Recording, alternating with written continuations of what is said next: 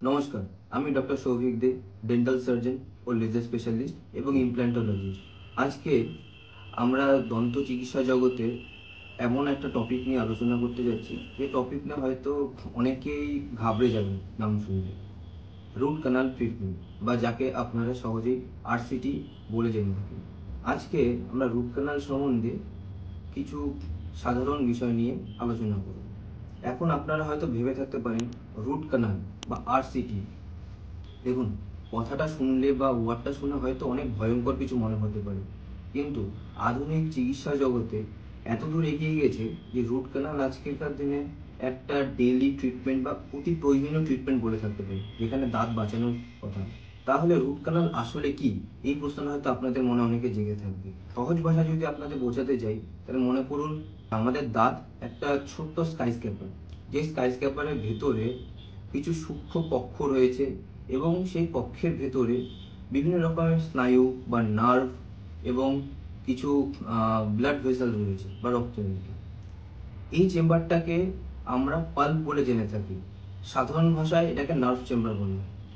এখন যদি এই কক্ষটি বা এই চেম্বারটি কোনোভাবে সংক্রমিত হয়, যেমন ধরুন কোনো রকম ডিপ ক্যাভিটেশন, বা দাঁতে বড় একটা গর্ত হয়ে গেল, বা কোনোভাবে দাঁত কোনোভাবে ফেটে যাওয়া, বা কোনোভাবে আঘাত পেয়ে যদি দাঁত কোনো একটা ক্র্যাক হয়ে গেল, বা কোনো রকম ব্যথা কোথাও যদি সৃষ্টি হয়, সেখান থেকে দাঁতের ভেতরে বিভিন্ন রকমের ইনফেকশন হতে পারে, এবং সেই ইনফেকশন হলেই রুট কানাল দরকার হয়।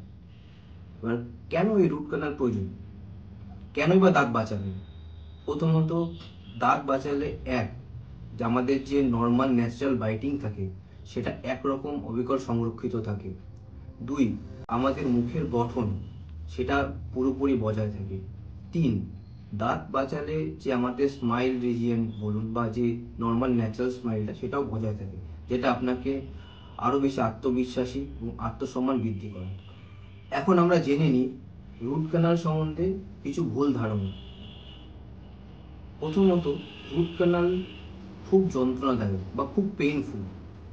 দেখুন, যেমনটি আমি আগেই বলেছি, রুট ক্যানাল কোনো রকম ব্যথা বা কোনো রকম পেইনফুল ট্রিটমেন্ট নয়। আজকালকার দিনে টেকনোলজি বা চিকিৎসা জগতে এতটা অ্যাডভান্স হয়ে গেছে, রুট ক্যানাল কার্যতই ব্যথাবিহীন হয়ে উঠেছে।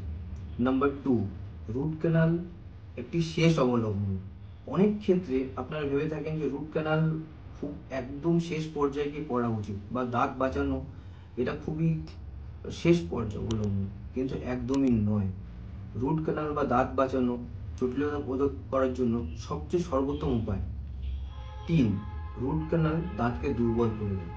যদি সঠিকভাবে করা হয়, বা যদি সঠিকভাবে রুট ক্যানাল করে দাঁতটাকে সিল করা হয়, তাহলে দাঁত আগের চেয়ে আরও বেশি শক্তিশালী হয়ে ওঠে, এবং আপনাদের নর্মাল যে ন্যাচারাল বাইট বা ন্যাচারাল হ্যাবিট বলুন, সেটা আগের মতোই থেকে যায়।